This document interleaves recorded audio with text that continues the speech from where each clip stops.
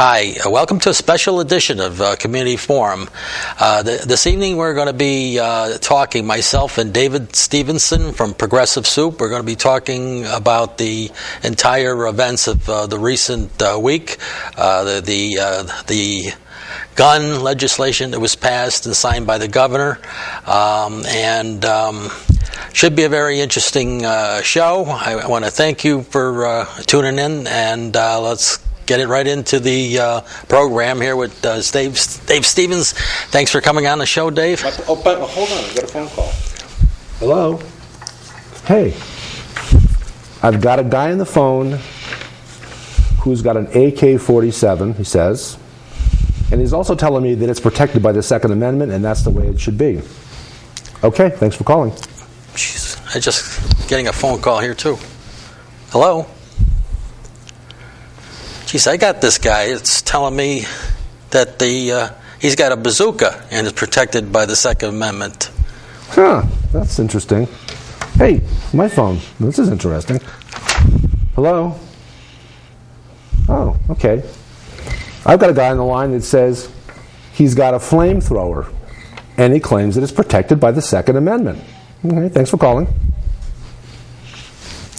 Hello? I see. Thanks for calling. What do you say? Got a guy on the line that says that the hand grenades, he's got a hand grenade and it's protected by the Second Amendment. Okay. Oh, geez, my turn. Hello? Okay, I got a guy on the line. I don't think it's the same guy either because I'm hearing your calls and it's a different voice. But my guy on the line says, I'm sorry, it's a gal. She says she's got a tank. And she says it's protected by the Second Amendment. A tank? A tank, yeah. Well, thanks for calling. Hello? That's interesting. Jeez, I never would have thought that. What's that? This fellow just says he's got some landmines. He says they're protected by the Second Amendment. Jeez. This is going on for a while now. Yeah. Hello? A lot of people calling. Listen to this, okay? I've got Ted Nugent on the phone. He's got a moat around his property. Says it's lined in Vaseline. And now he's saying something about a slippery slope. That's interesting. Okay. Oh. Okay, let's hope we don't get any more of these calls. Go ahead. But that's the interesting thing about the Second Amendment. And the arguments going back and forth that we've had for the last several weeks, in fact, and we're hearing from Washington, is that people are afraid to make moves, and they're saying, well, this is what the founding fathers intended, but the founding fathers intended that back in between I think it was 1782 and 1787 when the Bill of Rights, yeah, the Bill of Rights was during that time frame. That's when they intended certain things, and you can make the argument that what they intended back then is that really what we have today, and should we be arguing this way to keep everything the same as it was,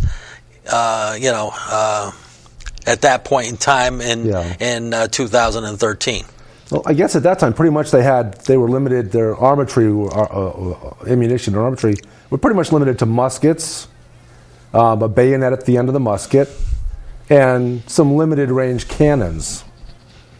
I mean, there had been some. They had pistols, but they were very crude also, and probably not nearly as effective or as accurate as a musket. Back then, you had if you shot a gun or you shot a rifle, you had to put powder in it, you had to put the bullet in it, you had to jam it down, and that's the technology that existed back then. So it might have been like a 2-minute operation, or at least a minute operation, just to reload and get off a second shot. About the only aggressive thing you could do, on an ongoing basis, had nothing to do with shooting a gun. It had to do with using a bayonet and using a hand knife or something. There wasn't any weapons that were rapid fire until about midway through the Civil War. I don't think they developed any type of a 6-shooter. The Gatling gun came along about that time? Yeah, about 1864 or something like that. And they had, I forget what the nickname was for the Gatling gun, but it was essentially, it was like a meat grinder or something like that. It was a meat grinder technology. You had to put your arm into it, and you could shoot. Then you could really, in fact, shoot. But it wasn't as fast as some of our weapons today, including that weapon that was used in Newtown. Yeah. That kind of firepower that didn't exist during the Civil War. No. So what did the Founding Fathers actually, did any of them think forward to this kind of armament? And if so, what did they say about it? What was in their mind as far as future armaments when they wrote that amendment? It's like a number of people, a number of arguments they use. The Constitution as, instead of a fluid document that changes its meaning as it goes by to the year that you're in. It's status quo. This is the way it was. If it was written then it's written like gold on a page, like the Bible or whatever. It's unchanging. Yeah. And it was never meant that way, because if you look at the Federalist Papers and what Madison and Jefferson intended, Hamilton was a little more flex, but I should say unflexible. But they wrote these Federalist Papers as to what that they were going to do when they wrote the Constitution, and when it was actually written, they never intended to have a document that would not move with the times. Well, let me throw this to you. I've read that the Second Amendment, in fact, has a lot to do. In fact, much more to do with states, local governments being able legally to be armed and protect themselves against what came before that all-powerful British government that basically could control them, and they didn't want that to reoccur. The British legally basically had all the guns, and you didn't have local police forces, you didn't have a National Guard, and that really the Second Amendment probably is intended, for the most part, to cover those things, to protect states and local municipalities from an all-powerful federal government. Yeah, when they designed the Constitution, it was to replace the Articles of Confederation, which is just an association of states, and the states were the kings, and they didn't want to go back to a replication of what happened and what was going on in Britain. Yeah. So they said, well, let's set up this Constitution. The Constitution was set up, and then it says, we left out very important things like freedom of speech, freedom of religion, freedom of the press, all of these things. So they came up with the amendment system of changing the Constitution. So why would you have an amendment system if you never want to change the Constitution? They immediately said, hey, it's deficient, let's change it. Yeah. So they added the First Amendment, which is some of these, and there were there's one or two others that I'm forgetting that were left out of the First Amendment. But the second most important thing is the argument is the Second Amendment, which protects the right to bear arms, which has to do with the militia. It has to do with the idea of the National Guard that exists in every one of the states, and local police forces. And to this day, the states have National Guards, which are then federalized in wars that we have. But just the idea of the Constitution as being amended gives you the idea that as time goes by, you change the Constitution.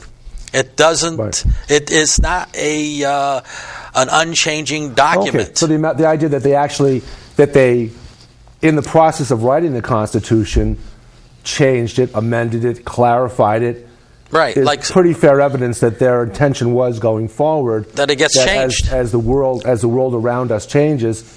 That you change, you amend, you clarify. Go forward to the 13th Amendment. If there wasn't an intent to change, we would have slavery. You know, the 13th Amendment outlawed slavery and gave them the right to vote and full citizenship. The 14th. So then, constitutional purists, the originalists, I guess they call themselves, probably, and I guess that would include Antonin Scalia, who considers himself an originalist, would probably, if he had his druthers, probably go back to the beginning and reinstitute slavery. You gotta question why they're so doctrinaire about the Constitution. Well, you're talking about the original document. Then you're not looking at the what the amendments have done to the Constitution, and it was amended over time. You know, the Civil War was the 1860s, and the Constitution was passed. And took effect, I believe it was 1789. Yeah, 89 and 92, we had the first president under it, or whatever it was. Yeah. And it was George Washington. Actually, it was it? It was something like that. I have to go look it up. But but what I'm saying is, when the capital was New York City, which ended up moving to Philadelphia, and ultimately when they were given 1789, when they were given that swamp down there, in what we call now Washington D.C., the District of Columbia, which is essentially a swamp. Yeah, that was about 1804 or so. Yeah, but what I'm saying is, from that period until when they passed the 13th Amendment, the 14th Amendment, that was 1865. So in other words, what I'm trying to say is you had a changing document. So why would the Second Amendment now be the untouchable amendment when you're changing the rest of the Constitution here and there? The allowability of an income tax. There's a lot of different things that were changed as we went along, because originally you couldn't have that. Slavery outlawed, women being granted the right to vote, prohibition, outlawing alcohol, the amendment which overturned prohibition and reinstituted the right to drink. Well, let's get back to the women, though. The fact that women didn't have the rights of men. And then allow in 1920 that was changed. So there's been nothing but changed in our Constitution. As the years go by, the population demands a change, and that's what the politicians are there for. They're supposed to be changing as the circumstances come along, and the people demand it. They're supposed to be making changes. So to say that one amendment is above all the other amendments that cannot be changed, it can't be interpreted. You know what I mean? It does. I don't understand those arguments at all, except that these are people who haven't studied it. For our audience, let's go back and just briefly go through how a constitutional amendment comes about. Because of course, the first is it the first 5 or the first 10 that are in the Bill of Rights? The first 10 went in as a block. As a block is the Bill of Rights. Right. And those are the original 10. Right, and that's where you have the First Amendment had the most important, but then it was a number of others. And my memory escapes me, and I didn't break out a Constitution. Scholars need to work with us, need to check this out. And this show's really trying to persuade you, prod you to read and to think. And we don't have all the answers. We're talking about some things that you could do a little research on your own for. And research and thinking is always a good idea, and questioning is always a good idea. But now on subsequent amendments to the Constitution, you mentioned the 13th that outlawed slavery. Right. Now, did that include the same processes we have now, where you have to have generally 2/3 in the House, 2/3 of the Senate? That's been the same for years. 3/4 of the states? Exactly. That's exactly what it is. 2/3 of each house, the House of Representative and the Senate, and then you need 3/4 of the states to ratify, and you have a change in the amendments. So that's a pretty high standard to meet. Right. In order to actually amend the Constitution, so it's you can also argue. Well, here's another way of looking at it, and that is that if you have the right to bear arms, well, what arms were they? Back then, you had the musket, the pea shooters, pretty much, which it took forever to load. Yep. We're coming forward to almost machine guns in the hands of people, and the passion that's out there about somehow or other the Constitution is being thrown out and whatever, but it was never that intent.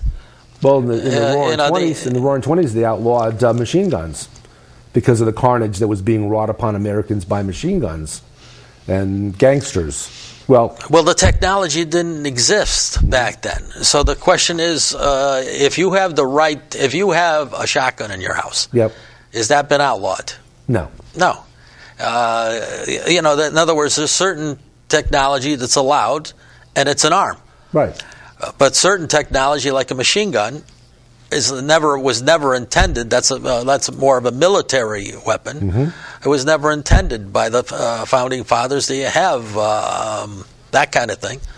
Because everyone needed it there was Indians back then. There were many citizens of the United States lived near the woods. They were more of a farm. High percentage of them were hunters. A farm economy. Yeah. The hunting was part of it. And hunting was for food. Right. Exclusively. Right. So everybody had weapons. Mm-hmm. They all had muskets. They all had. So it was really a necessity. In those times, 1789, fast forward to today, mm-hmm. It's more of a sport. Yes, mm-hmm. you have recreational hunting, yeah. but is more than 5% of the U.S. population hunting for food? I would say probably not. Yeah, I don't even think it's that high. That's my guess. We can be corrected on that if it's more than 5%. But I don't think so. To say that it's probably pretty far. Right. Less than 5%. So a lot of this stuff is just not reasonable. Mm-hmm. So you could say, but the argument has to do with reason. So I don't understand where, I'm not sure if it's 15 states went backwards and loosened. We're not going to restrict. Some of them have actually, some towns have actually insisted upon their citizens, in order to be law-abiding, have to own a gun. Otherwise, they're breaking the law. Right. So the towns can, presumably, it sounds like, force their citizens to either get a gun or get out of Dodge. That's true. So I don't understand the passions. Except it's sometimes. You think there's something that it's almost like the fear of there's something else that's being feared, that we're going to have a dictatorship, where like back then the fear was of the British, that we're going to have a British form of government, or the British are going to come back, so that was definitely in there as a protection. Well, some of the nuts out there would tell you that we don't have a British form of government, we've got a Kenyan form of government. And that's what we're up against to some degree. But what I'm saying is that whether you have someone to the right or where you have someone to the left, mm-hmm. you have the ballot box to make the changes. Yep. And you got to trust that people, after a logical argument in the election process, will make the right decision for the country. And until the next election, they're stuck with what they voted for. And that's the rule of the land. So I believe you got a call. As long as it's not that darn Ted Nugent. Okay. Crazy idiot. But but I think we've covered it. But was there anything interesting? Basically, I find about the law itself, or what I know, mm-hmm. without having a copy of it in front of me. Yeah. It sounds to me like that these weapons, like the ones that was used in Newtown, mm-hmm. That they are now illegal unless you've already have one, right? And that's got to be registered. But you have to register so that at least by the end of the year. Yeah. I think it's January or December 1st of this year. That has to be registered, and also if you have one of those 30 bullet, what do they call those? The vessel or. You know what I'm talking about, the clip. The clips. The clips. If you have one of those, that has to be registered for the people that already have it. Yeah. But going forward, no one else can buy them. They're illegal in the state. and the registration of weapons, new weapons being bought, is universal from my understanding. Here's a trivia question for you, a couple of them. Okay. How many jobs are there in the state of Connecticut? Jobs? Yeah, how many total jobs in the state of Connecticut? Just throw a number out there. Throw a number. There's 3 million people total, so let's say there's a third that are working. Okay. Yeah. It's actually a little bit more than that. It's 1.6 million jobs. Okay. Because a lot of people have a second job, part-time job, whatever. Right, But okay. 1.6 million jobs in the state of Connecticut. How many jobs of those 1.6 million do you think are in the manufacture of guns?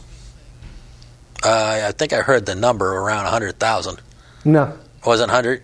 Way lower than that. About 2,000. Really? So we've got Okay. 1.6 million people, so 1.6 million jobs in Connecticut.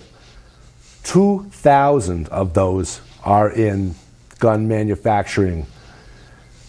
And of course, the big threat from, not even from the gun manufacturers, they're being very cautious about how they talk about these things, but from the NRA, the big threat is, well, you'll lose all your gun manufacturing jobs. I think they're thinking it was like back in 1789, Yeah, when you had a lot more. But that's the big threat, you know. Well, you know what? If you as a state pass these laws to deny us the right to bear arms that we want, then all your gun manufacturing jobs are going to go out of your state just to spite you. That was what they said in order to try to muscle the legislature to not vote against jobs, to not vote for gun measures that would tear away these jobs and send them to another state. Now, I think the defense is a different story, because I was thinking of defense jobs. But 2,000 have to do with Colt arms and things like that. Yeah, guns. Yeah, gun manufacture. Right. If I'm balancing 2,000 jobs against the lives of 20 kids and 6 teachers, I don't know about you, but I'm going to come down on the side of those 20 kids and those 6 teachers and let the 2,000 jobs, if they all go, which I doubt they will, but if they all go, and if I have to choose one or the other, in all honesty, I'm going to stand on the side of the kids and the teachers, and not on the side of 2,000 jobs. Well, let me make this point. Nothing has been said by those people, the manufacturers. Right. They're definitely going. Right. None of them because there's nothing in the law that says you can't put a gun together here. Right. It just says you can't sell that gun, that particular gun, here in Connecticut, and that clip or whatever you call that vessel that holds it. That can't be sold here in Connecticut. That's what's made illegal. Yeah. You know, so they can build them here and ship them out, but they can't sell them here. You know, so it's not here for sale. And so this idea of threats, you know, it goes again with you're destroying the Constitution, fear mongering. It's all fear mongering. Yeah. You know, so there's always fear when it comes to change, but the thing is, the only thing that's in life that goes on a regular basis is that you do have change. Yeah. There's change all the time. You know, and you can't change that. You know, you as you go from age 10 to age 20 to age 30, there's changes that happen. The nation has grown. There are. You know, we've gone from from 10, 50, 100 years old to over 200 years, and changes are going to happen in the way things go on. Here's a notion for a future show we might do at some point. Yes. And we'll talk about this for a second now. The idea that you have 50 different states and you have 50 different sets of gun laws, and the comparison between 50 states with 50 different sets of gun laws and the notion of 50 different states back before the Civil War, some states free states, some states slave states, and how that ended. Likewise, during the Civil Rights Movement, you used to have states that had Jim Crow laws, that had laws that said blacks couldn't marry whites. Those are gone now, for continuity's sake, between our 50 states. I wonder if maybe we can get to the point where we can do the same thing with gun legislation, have something that's some continuity between all 50 states, something we can agree upon. Well, the powers that are not expressly federal are left to the states. Yeah. So if nothing gets done on this issue at the federal level, Right. it's left to the individual states. So here's another way of looking at it, is that the states that decide that this issue is very important and do something along this line, to do the restrictions without hurting the people, the legal gun owner, or so that they're not crazy. Those states, let's say 15 states act that way, 20 states act that way in the next year. They will then be an example to the others. So then with time, they sort of educate the others, and if it's working in those states like Connecticut and Colorado, it's working out. With time, maybe even places like Texas may change their attitude about maybe we don't really need these. They're near machine guns. When you're talking about a state setting an example for the other states, right? So let's just say hypothetically, there were a state that had the highest per capita murder rate. I think that was Illinois. No, actually, the highest per capita murder rate is not Illinois, and also having the most executions of any state in the United States. Those both are Texas. Oh, really? And probably some of the loosest gun laws in America. I don't know. Still, the highest per capita murder rate of any state in the United States. Illinois. Now, cities Chicago. are different. Chicago. Yeah. That's because it's cities, and when you have a lot of people together, people can get a little annoyed with one another, and you have a greater likelihood that if you've got a person with a gun in a city that they're going to act. They're waving to us, Dave, that we're just about there. So, okay. So anyway, thank you for coming on the show. Okay. Yep. And I want to thank the viewers for tuning in to Community Forum.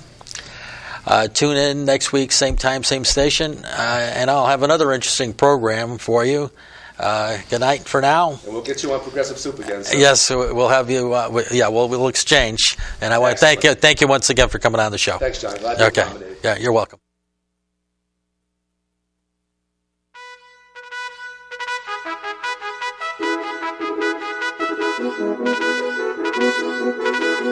Thank you.